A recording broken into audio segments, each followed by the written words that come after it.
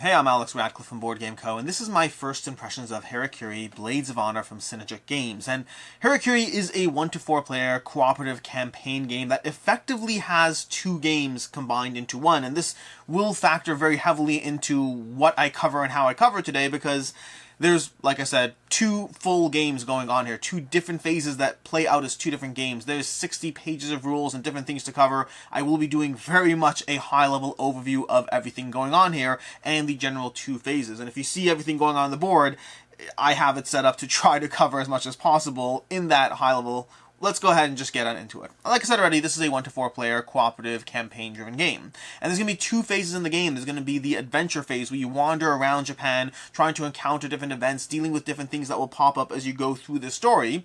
And then every single adventure phase will be followed by an exploration phase, which is more of the dungeon crawler aspect of things, where you're going to pull out a bunch of map tiles, set it up accordingly, you're going to slightly adjust some events or things depending on what happened in that adventure phase, and then go, well, dungeon crawling, taking out various enemies, dealing more with the situational tactical combat as you figure out how to position, how to move, how to attack, all of that. But again, that's all after the adventure phase.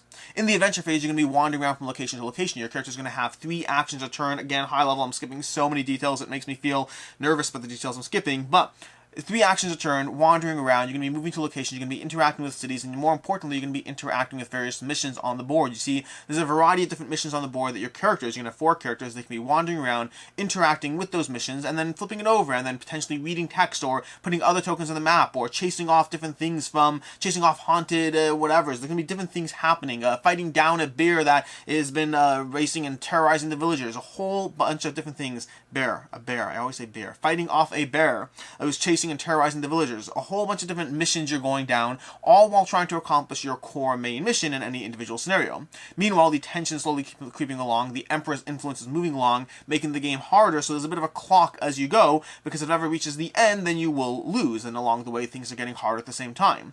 Meanwhile, you're using your 3 actions a turn to interact with the various cities, to buy more gear, to heal, to repair equipment, things like that. And then, of course, dealing with the various things that the missions will throw in your face. And that's going to involve a lot of tests that happen. There's going to be different kinds of tests of different skills that will be modified skill tests based on certain apps, based on certain skills you've upgraded along the way.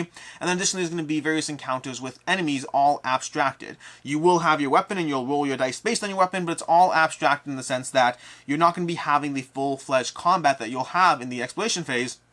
Rather, you'll be rolling your dice, encountering a bit of a sort of a skill test, but based on your weapon, and then passing or failing and having the consequences therein. You see, again, there's different kinds of things. There's the actual missions you're encountering, going along with those, and then whenever you move around the board, this is going to be a big part of the thing that drives the story here. You're going to have these little event cards that you're going to be interacting with as you move around the board. You see, whenever you travel in a group, you're safe from events. Things are safe. All the potential bad things and sometimes good things won't come your way. But whenever you travel alone, and you will almost certainly have to break up at points or times to do different things, when you travel alone, you're at risk. If you travel along the main roads, you'll have lighter events. If you travel along all the little hidden pathways or not, you'll have more dangerous events. And that's where you'll play these cards, you'll read them, you'll engage with whatever they say, whether it's a skill test, whether it's an ambush, an attack, some sort of thing, and you will resolve the events on those cards for better or for worse, usually, but not always, for worse. Rinse and repeat until you eventually either succeed or fail your various goals in the exploration phase, in the adventure phase, and then from there we move to the exploration phase. In the exploration phase, we enter more of that dungeon crawling mode, where you're going to be wandering into here, and you're going to be loading up these little packets with different things, or different cards, that depending on how well you did in the adventure phase, and these will be driving kind of the clock of the exploration phase. You see, as you're engaged with various tiles over here, you're going to have to be mindful of these packets, and they're going to give both events and stories and things that happen in the exploration phase, and then just as importantly, they're going to drive the enemy AI. You see, the enemy AI is a combination of two things. It's a combination of just rolling a die and seeing what skill or what effect, what AI-driven thing they're going to be going through, but then also whether they're in aggressive mode or regular mode, depending on these packets over here, depending on how that plays out. So you're going to be going through that, trying to engage with the enemy, be mindful of them, be mindful of the bosses, all while trying to set up your characters for various attacks, for various things that they can do in the game, because your characters are loaded with stuff. You're loaded with armor, you're loaded with weapons, you're loaded with lists of little skills over here that can be powered by your dice over here as you power up and try to get those skills at play so you can position yourself and move move around over here so you can go ahead and have a powerful attack on 3 enemies or whatever it is. There's a whole bunch of things you're trying to do as you position yourself, as you position your allies, as you try to survive in this exploration phase over here. And we haven't even talked about your kami. Your kami is every single character is going to have their kami, and the kami provides a bit of a escalation to the game. And along with general abilities they'll have both in the adventure phase as well as in the exploration phase, they have this ultimate mode you'll eventually enter when you feel like it's all or nothing. You're going to basically put yourself a clock on yourself, a clock on how long you'll last, and the fact that you'll die and you will end the game, but it will give you that final rush to potentially take out your enemies, to potentially win in the exploration phase, and that provides a sense of escalation to the game that is, well, it's a sense of escalation to the game. And that's kind of a high-level overview of everything going on in Harakiri Blades of Honor. Like I said already, this is 50, 60 pages of rules being condensed into 5 or 6 minutes, and 2 full different game systems. They are genuinely 2 full different games. Each on its own could be its own game, intertwined into one, all attempting to cover in like 6 minutes or something like that. So, with that, let's move on into my first impressions. And I very much call this a first impressions for 2 reasons. First of all, because of what I have been able to actually explore and interact with in this game.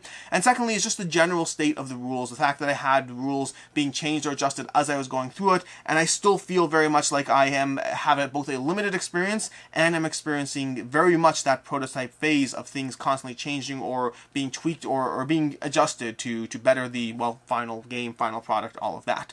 And to that end, let's start with game preferences and biases. Starting off with the fact that I tend to like this genre of game to a degree. I like characters, I like powers and abilities. I like that general dungeon crawlers. I like dungeon crawlers quite a bit. I like exploration and story to a degree. Not story when the story is the primary focus, but when it's added on to other things going on and other mechanics. I tend to like the full general package. Also, though, with the caveat that this is also a campaign game. And campaign games tend to set a high bar for me to beat because I know myself and I know that I have way too many campaign games, and the ones that I ultimately end up pulling out and playing have to be that amazing for me to do so, because campaigns are a commitment and I like to play a lot of games. So both strikes for and against Harakiri Blades of Honor, just in the very genre of what it is before we even get into the game itself. And from there, starting off with art and components. The game has absolutely amazing art. I don't know how well this is coming through on the, well, camera over here. I think my bright orange shirt is taking up all the attention over here. But either way, the art in the game, from the tiles themselves, from the box art, from the cars, everything is absolutely great. Solid art left, right, and center. Components are very much in the prototype phase, so I can't really judge components yet, but I will say the miniatures and the art, all those things are great. The miniatures are excellent, both what I have over here, as well as what I've seen that I don't have in front of me as well. Some amazing components, some amazing miniatures. Overall, I think component-wise, this will end up very solid, but the actual components are still prototype, so there's a limit going on there. And that's worth noting as well. I said it, but let me just be very clear. Everything you see here is a prototype, rules, components, all that subject to change. And then from there, moving from art and components to theme and narrative. And the theme is fictional Japan, and I say fictional because it's Japan, but with, well, fiction and not real things going on. But it's going to have a sense of exploration, a sense of story going on in the game.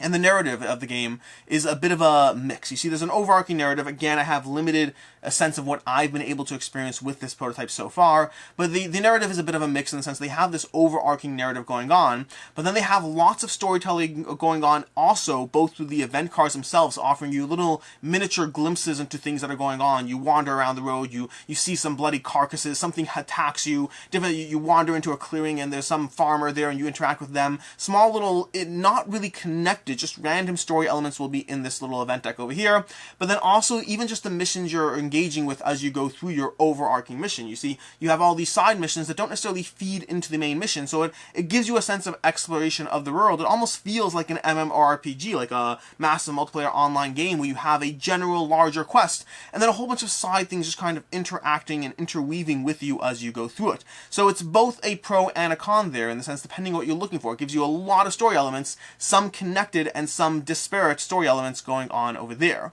As far as ease of play, Like I touched upon already, the rulebook is a lot to go through. Now, very much prototype disclaimer here. What I have is a prototype, and like I said already, I got changed rules halfway through my going through the rules the first time, which means I've gone through the rules quite a bit on this game, and I've gone through different sets of these rules, so I don't view this as having been the easiest experience to dive into from a rule stance, but that's very much a prototype experience, which may or may not carry over to the final game itself. Past that, the table space of any individual game mode isn't a lot on its own, but factor in that there are 2 game modes going on here. You're going to have the adventure phase where you're going to go through everything over here, and then you have to kind of pack all that up, or depending on how you do it, you can either pack it up, or you can have a large enough table and table space where you have your adventure phase and your exploration phase going on at the same table in different areas. That's possible. It's going to depend on you, depending on your table space, but if you're operating with a smaller table space in general, you're going to have to swap back and forth between 2 different game modes going on there, which brings us to the general length of the game, which is, it's not, any individual mode of the game is not overbearingly long on its own, but playing an adventure phase and an exploration phase back to back is going to sign you up for a fairly long session of, well, game time. So just factor that in as far as understanding this might be a game that is best experienced by taking it back and forth, going adventure phase, exploration phase, adventure phase, exploration phase, rinse and repeat, as opposed to treating it like a singular experience, again, depending on how long a session you're sitting down for. As far as player count, this is a 1 to 4 player game that I have only played solo so far. Now, playing it solo, I have played as all 4 characters. It's not overbearing to actually manage that. I would say it's more than... I don't have a good reference point there. It's more than controlling a character in Zombicide. It's less than controlling a character in Gloomhaven. It's somewhere in that middle zone as far as the complexity of the characters and single-handedly controlling 4 characters. Definitely manageable, but again, solo is my only experience with this game so far. I cannot comment on 2, 3, or 4 players. I will say generally this genre of game I find works best 1 and 2 players, at least speaking for myself, but that will obviously depend on yourself, your game group. I would say it's not going to be that dissimilar to other, games in the genre. Gloomhaven, Udara, anything like that. Which brings us to what I like, nitpicks, concerns, and meaningful critiques for Harakiri Blades of Honor.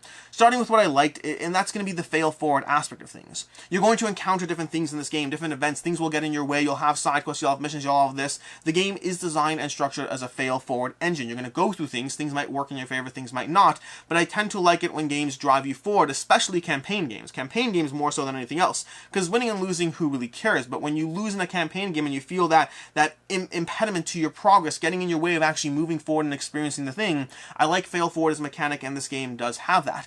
And then secondly, it has lots of abilities going on in the game. All your characters have abilities, some abilities that play in the adventure phase. More often than not, most of their abilities are relative to the exploration phase, but there's a lot of interactions, a lot of ways to feel like you're doing fun things in the game. Between the market deck, chock full of cards, between yourself, your own cards, your armor, your weapons, your gear, your skills, your abilities, all that stuff.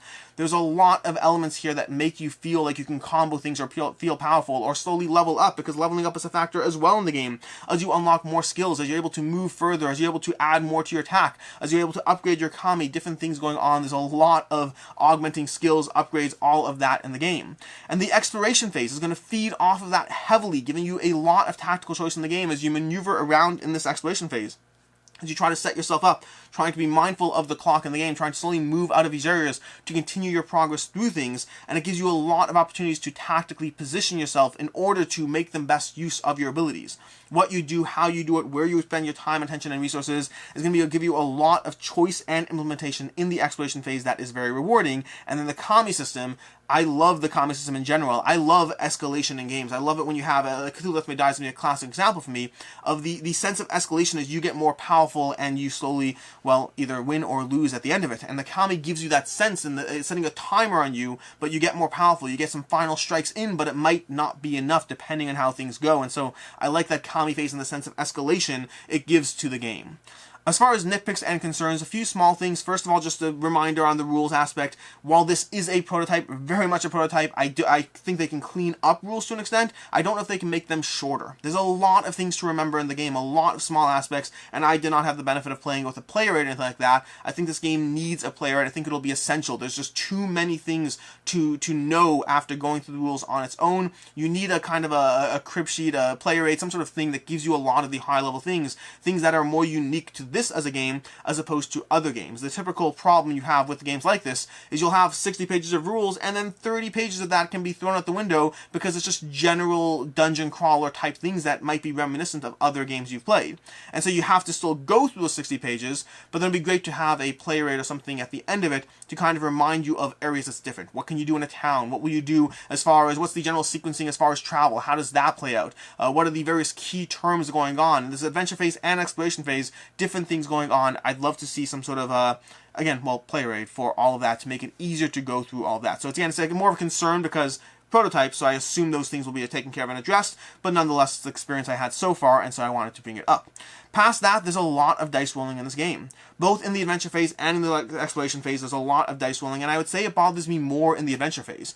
See, in the adventure phase, the dice rolling kind of comes down to passing skill tests, and even though it does have fail forward, it still often feels a little bit like it's not really in your control how things play out. You interact with something, and then you go for a skill check, and rinse and repeat, and do that again and again, and sure, it's nice to go through that sequence, but it isn't necessarily rewarding to go through that sequence. Failure doesn't feel like you played poorly, it just feels like you rolled poorly. And success doesn't feel like you played well, it feels like you rolled well. Contrasted with the exploration phase, which while that also has dice rolling, that often feels a lot more like you are in control of how you set things up, of the choices you made. And maybe it's just my own, bias because I'm used to dungeon crawling as a mechanic, but it didn't bother me in the exploration phase, it did bother me in the adventure phase.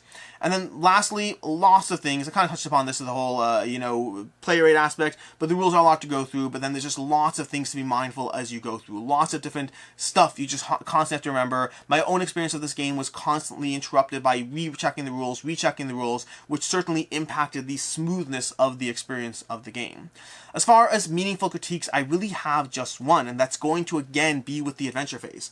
And that's the fact that in the adventure phase, it almost feels like a weird mix of a lot of strategic choice and then just a lot of randomness at the same time. And I don't mind one or the other, it's the combination of the two that throws me off. You see, the adventure phase gives you a lot of things you can do, a lot of just choices you can make. Where do you want to go? How do you interact with the town? What decisions do you want to make? There's a lot of rules you have to be mindful and aware of as you go through it. A lot of rules. And then a lot of it comes down to moving around the board, rolling dice, hope you pass those tests or not. It felt a little off in the sense that it gives you the depth and the options that a heavier game would give you, but then most of my interactions in the adventure phase felt like it came down to rolling a dice and seeing if I passed a test. The occasional decision of how do I travel together or not, or how do I utilize my resources, do I buy that gear or do I save it for travel across the ocean? Different options are definitely present, but ultimately a lot of it felt too random, not in my control, both in the fact that I'm interacting with the adventures and elements of the board that I have no knowledge of how it's going to play out. I don't know what's going to happen when I chase down that bear. I don't know what's going to happen when I wander to those temples to fight things down. And then not only do I not know what's going to happen, I'm most of the time going to be rolling dice and or going through a bit of a choose your own adventure where I don't know the impact of how it plays out. And so it gives you a decent amount of depth or weight to what's happening in terms of what you should know, but then felt very random in the implementation at the end of it. And so the adventure phase, I would say, overall did not feel nearly as rewarding as the exploration phase did to me.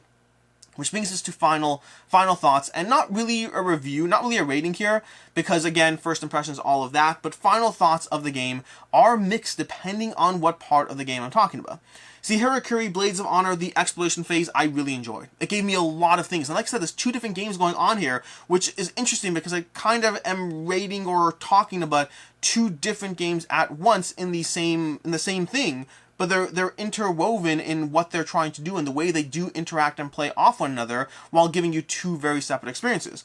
And like I said already, the exploration phase, a lot of reward, a lot of options. In general, it felt very similar to your standard dungeon crawler, but it did it well, both between the general skills, the abilities, the gear, the leveling up, all those things you've done, both by going through the adventure phase and just general the character progression you've seen across the course of the campaign.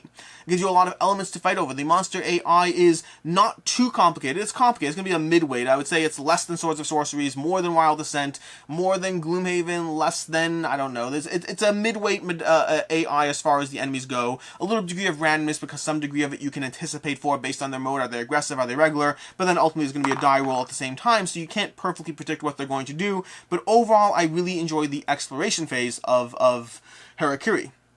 But the adventure phase was a bit of a miss for me. The adventure phase, I felt, was something that I wanted to continue getting through so that I can go to the exploration phase of the game. The adventure phase had a lot of wandering around, and at first I enjoyed the general sense of exploration, but then, like I said already, as the randomness of things kind of hit me, as the choices I'm making felt less and less in my control, as I felt like I was wandering around and just simply hoping that I drew a good event, or hoping that I rolled well on the good event, or rolled well on the bad event, and hoping that what I did just worked out in my favor, and sometimes it did and sometimes it didn't, but it didn't really feel like the adventure phase was very much in my control. It felt like more of a storytelling aspect as I go through things, but while giving me the rules complexity of something heavier, but not the payoff of something heavier.